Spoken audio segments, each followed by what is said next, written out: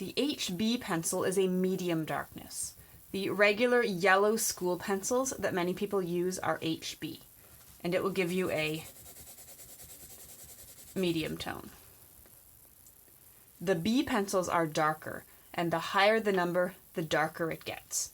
So the 2B at the same pressure will give us a tone like this, and the 6B at the same pressure will give us a tone like this.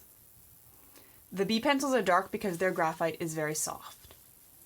The darkest pencil in this set is the 6B.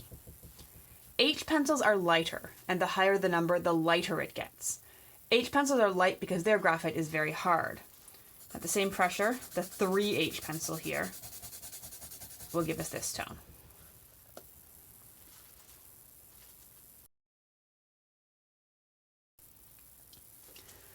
There are many different types of erasers. White erasers work well for erasing large areas fairly solidly, but they will smear the graphite a little bit as you work and leave lots of eraser crumbs. Kneaded erasers can be reshaped into whatever size you need. For instance, I can make this one into a point and go in and erase with more precision. They don't erase as solidly, but they don't smudge when you erase. They will pick up all of the graphite. You can also dab them over an area to lighten it just a little bit. Avoid using pink erasers because sometimes they will leave a pink mark on your paper. Art stores also have specialty erasers that are sometimes black or beige. Finally, you can buy a battery-powered electric eraser, and how this works is there's a battery inside and a button you press that vibrates the tip of the eraser, and this one is great for erasing very difficult to erase areas, but also for even drawing with your eraser.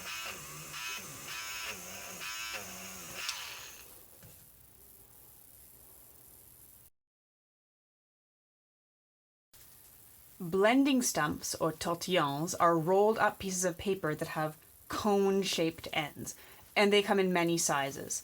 They are used for smudging. Always smudge with the side of the cone and not the tip, because that will damage it.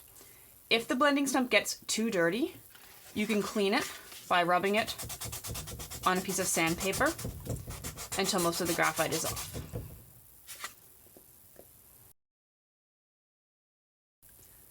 Every paper has what is called a tooth. This means how bumpy the paper is. Paper with lots of tooth is rough to the touch and can hold lots of graphite, which means that you can do many layers and get a very dark tone. Smoother paper, like printer paper, has very little tooth. It is better for detail but won't hold as many layers. Cold press paper has a coarse tooth, and hot press paper has a smoother tooth. Papers designed as rough have the largest, roughest tooth. When choosing paper for a drawing, an archival paper is best because it resists degradation. Acid-free paper is okay, but doesn't last quite as long. Any other kind of paper is fine for sketching, but I wouldn't recommend it for any work you want to keep for a long time. Paper also has a weight, which refers to the weight of 500 sheets of that paper. Thicker paper has a heavier weight.